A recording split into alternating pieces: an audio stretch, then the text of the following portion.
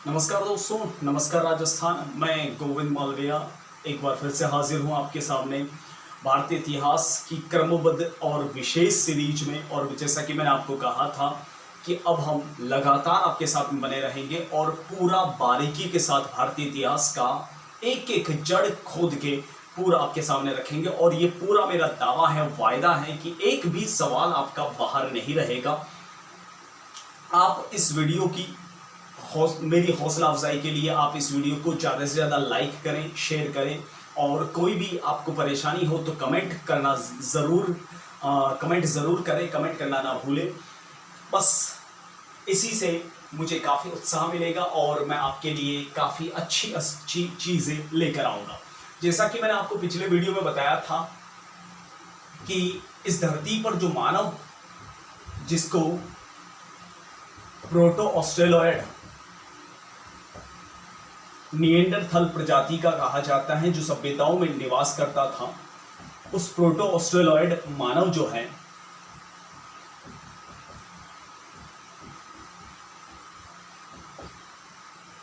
की उत्पत्ति पूरे विश्व में लगभग 50 लाख ईसा पूर्व में हुई थी। लेकिन अगर भारत में देखें तो भारत में 30 लाख ईसा पूर्व मानी जाती है। देखिए, एक छोटी सी चीज शुरू करने से पहले आपसे शेयर करता हूं। मनुष्य की सबसे पहली आवश्यकता क्या होती है? भूख।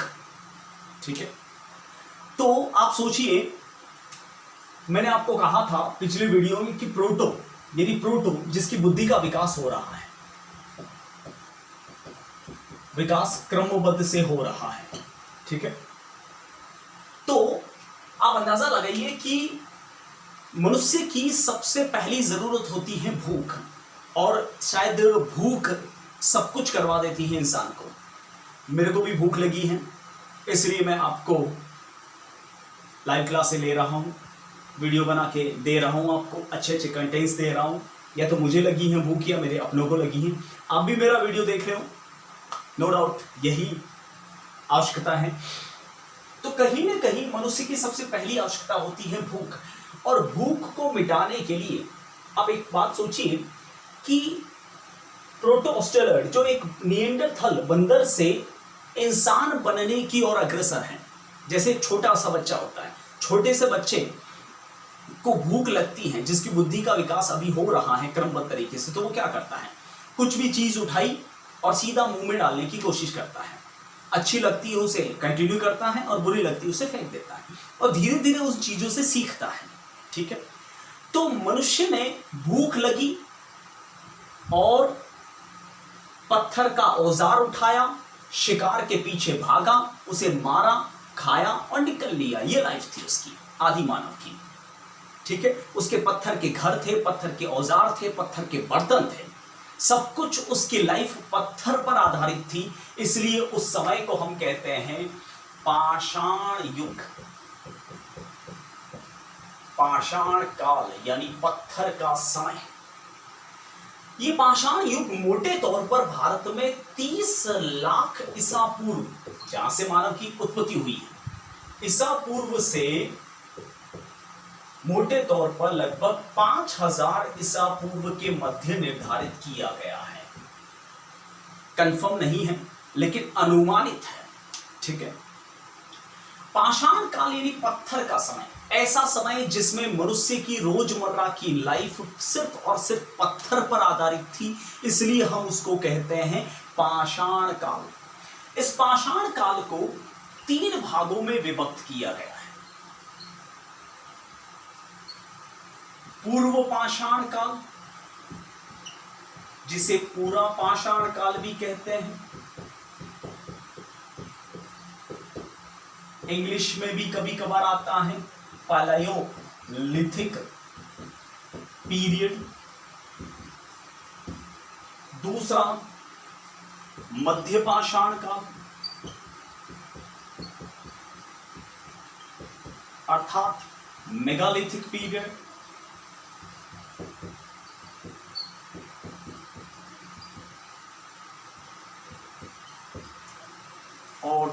तीसरा है नवपाषाण काल, जिसे उत्तर पाषाण काल भी कहते हैं, अर्थात नियोलिथिक पीरियड।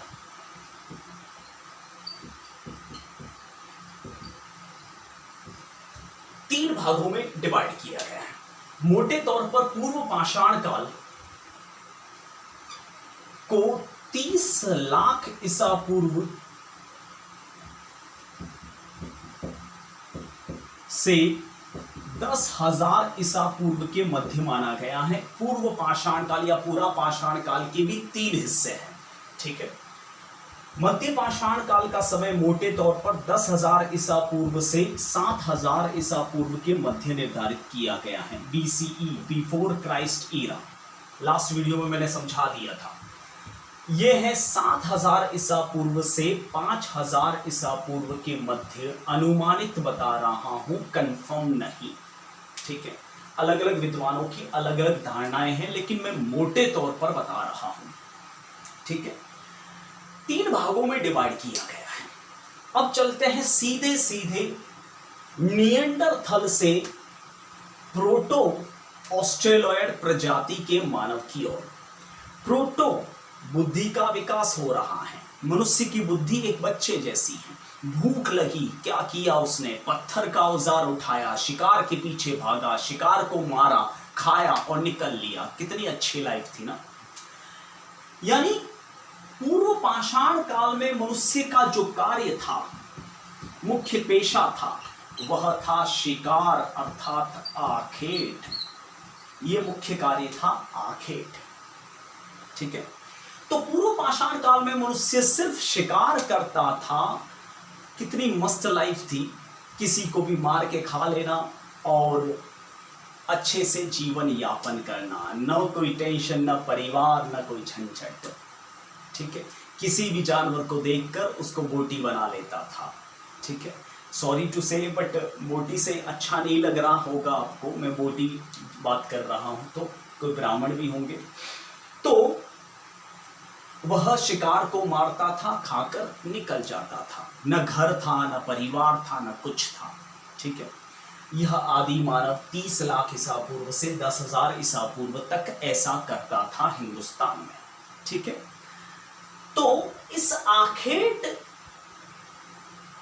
को करने के लिए जिन पत्थर के औजारों का वो उपयोग करता था, वह बेडोल से पत्थर थे। बेडोल पत्थर के औजार, यानी बिना शेप वाले पत्थर के औजार। जैसा पत्थर मिला वैसा मारा और खाया, निकल। इन बेडोल से पत्थर के औजारों को पीबल्स कहा जाता है, इसलिए इस समय को पीबल्स कल्चर भी कहते हैं, ठीक है। पीबल्स कल्चर या पीबल्स के औजार, ठीक है। यानी बेडोल से पत्थर के औजार जिससे शिकार को मारा, खाया, निकल लिया। ये लाइफ थी। सिर्फ आखेट पर जीवन बसर करता था, दूसरे जानवरों को वो बोटी बनाता था, ठीक है। देखिए, आपको भी पता है कि जब इंसान को भूख लगती है, आपको भी लगती है, तो कुछ नहीं सूझता है सिवाय भूख के। लेकिन जब भूख शांत हो जाती है तो इंसान क्या करता है? फालतू टाइम पास करता है, ठीक है। जैसे छोटा बच्चा होता है, मैंने अभी अभी क्या कहा था, उसकी बुद्धि का विकास हो रहा है। बुद्धि कैसी है? बच्चे जैसी। तो छोटा सा बच्चा होता है, उसको भूख लगती है तो वो काफी चिल्लाता है, ठीक है। बाद में उसकी जब भूख शांत होती है तो वो खेलता है, कुछ अनवांटेड एक्टिविटी करता है जो उसको खुद को आइडिया नहीं होती। और वो कैसी एक्टिविटी करता है? जो उसने दिन भर किया है वही करेगा, ठीक है। बुद्धि का विकास हो रहा है, इसलिए वो दिन भर जो शिकार करता था, वह जहां बैठता था वहां पर ऐसे चित्र मिलते हैं जिससे पता चलता है कि वो क्या कर रहा है, शिकार। इन चित्रों को कहते हैं गुहा चित्र, यानी गुफा के अंदर बनाए गए चित्र, ठीक है। तो जहां जहां ऐसे गुहा चित्र मिले हैं, जहां जहां से ऐसे औजार मिले हैं, ठीक है, जिसको कार्बन 14 से, आपने अगर मेरा पहला वाला वीडियो नहीं देखा हो तो देख लीजिएगा, उसमें मैंने कार्बन 14 समझाया है, इसलिए मैंने सारी बेसिक्स पहले क्लियर कर रखी है। जहां जहां ऐसे खून से सने हुए पत्थर के औजार मिले हैं जिसमें कार्बन के कण कितने मौजूद हैं, उसके आधार पर ये डेट अनुमानित की गई है कि ये पत्थर के औजार इतने पुराने हैं, ये गुहा चित्र इतने पुराने हैं। और जहां जहां ऐसे चित्र मिले हैं, जहां जहां ऐसे पत्थर के औजार मिले हैं, उसे हम कहते हैं पूरा पाषाण कालीन स्थल। और ये पूरा पाषाण कालीन स्थल जो है, जो पूर्व पाषाण काल में थे, वो मुख्य स्थल है, ध्यान दीजिएगा, सोहन घाटी। सोहन घाटी जो है वर्तमान पाकिस्तान में है। इसके अलावा बेलन घाटी, बेलन घाटी जो है वर्तमान उत्तर प्रदेश में है। इसके अलावा अतिरक्कपम तमिलनाडु में है। बदमदूरे ये भी तमिलनाडु में है। इसके अलावा भीमबेटका, ये सारी चीजें नोट करते हुए चलिएगा, मध्य प्रदेश में है। इसके अलावा जायल एंड डीडवाना राजस्थान नागौर में है, आपके राजस्थान में है, इसलिए ज़्यादा महत्वपूर्ण है आपके लिए। तो ये है पूर्व पाषाण कालीन स्थल। दोस्तों सवाल इस तरह से आता है, एक और स्थल दे दिए जाते हैं, दूसरी ओर उसकी लोकेशन दी जाती है, आपको आपस में मिलान करना होता है। आजकल इस टाइप के ट्रेड्स में काफ़ी है सवाल, ठीक है। तो ये थे पूर्व पाषाण काल की बातें, जिसमें मनुष्य का कार्य एक ही था, आखेट। यानी मनुष्य ने सबसे पहला कार्य क्या सीखा? आखेट करना। और पत्थर के औजार कैसे थे? उन पत्थर के औजारों को क्या कहते हैं? पीबल्स। इसलिए इस काल को पीबल्स कल्चर भी कहते हैं, ठीक है। यहां तक क्लियर। अब बात कर लेते हैं मध्य पाषाण काल की। एक बात मुझे समझाइए जरा, क्या शिकार करना इतना आसान है? आप एक आध तीतर या खरगोश मार के दिखा दो, मान जाएंगे? नहीं मरता, जानवर भी अपनी जान बचाता है। तो हो सकता है मनुष्य ने शिकार के पीछे बार बार पत्थर मारा और पत्थर मारने की वजह से वो हर बार निशाने पर नहीं लगा, वह पत्थर से पत्थर टकराया और पत्थर से पत्थर टकराया तो उसके टुकड़े भी हुए। तो इस काल में यानी मध्य पाषाण काल में जो औजार हैं वह नुकीले हैं, नुकीले औजार जो मनुष्य ने बनाए नहीं हैं, बने हुए हैं, टूटे हुए हैं, फलक वाले औजार हैं,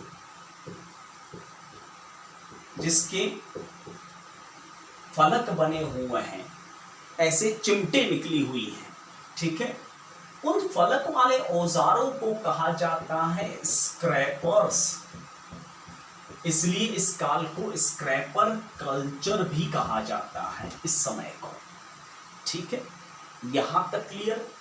देखिए, पूर्व पाषाण काल में मनुष्य आखेट करता था, ठीक है। हो सकता है कुछ पशु उसे टेस्ट में अच्छे ना लगे हों, या फिर उसको ये लगा हो कि ये पशु दूध, दही, घी, मक्खन देने में अच्छा हो, इसलिए अब उसने एक कार्य सीखा और वो कार्य था पशुपालन का। यानी मनुष्य का दूसरा पेशा, मुख्य कार्य अब बन चुका था पशुपालन, ठीक है।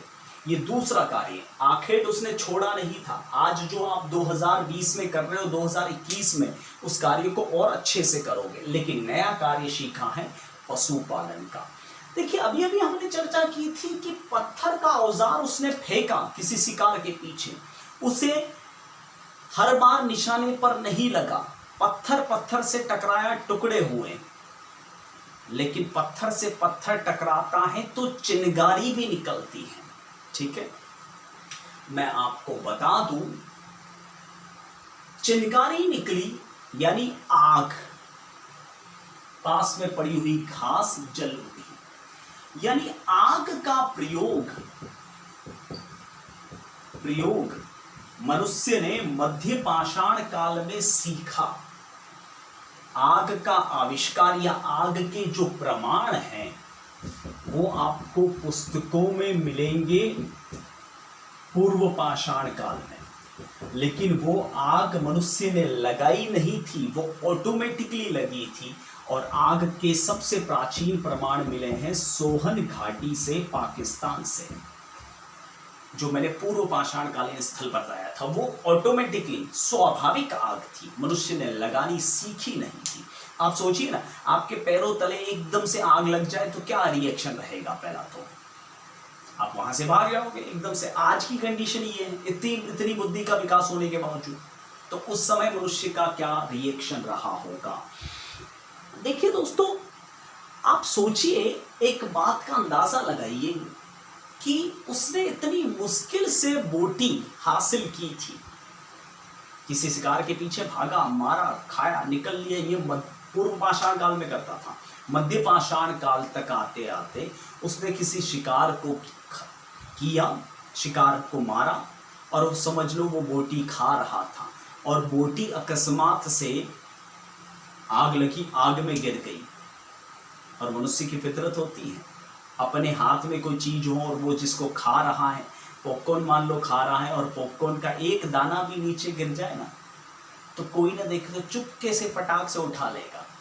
ठीक है, आपने आइसक्रीम देखी होगी ना, वो मटके वाली, तो उस आइसक्रीम में भी आपने देखा होगा, जब वो स्टार्ट में बाहर निकलती है तो बड़े चाव के साथ में खाता है, लेकिन जो वो बाहरी क्लाइमेट में आती हैं और पिघलने लगती हैं, तो मनुष्य की फितरत होती है कि वो उसको एक टिप्पा भी नीचे गिरने नहीं देता, पूरी चाट लेता है, यहाँ तक कि भी नीचे वो भी ऐसे ही कर लेता है। तो आप सोचिए कि उसने इतनी मुश्किल से बोटी हासिल की है और वो आग में गिर गई। ठीक है, तो क्या करेगा? जलती हुई आग में हाथ डालेगा या बुझने के बाद? और वह आग में गिरी है तो उसने उस चीज को पकाना सीखा।